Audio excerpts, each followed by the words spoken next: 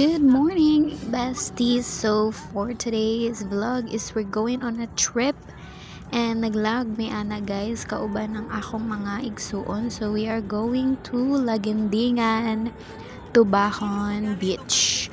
So magpabugnaw sa mi karon guys kay mag-init na kay ang panahon awara na o. So naano may anang Lagindingan guys. So padulong na mi ana sa beach. Kung nakita na ninyo, grabe kainit guys. Gabiyahe pa lang may daan pero na stress na mi sa kainit. Turo akong ate nag jacket na kay super nakainit guys. And mo na siya magparking pamidaan and paglanto pa lang namo sa dagat kay very wow na jud siya.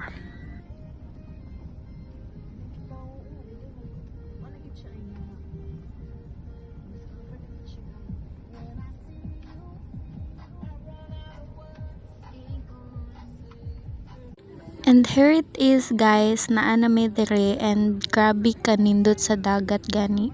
Napanay mangrove sa likod ana kay grabe nindot jud kaayo and daghan mi dire nag-cottage. Akong ate nagkaon-kaon and mo na ang among trip.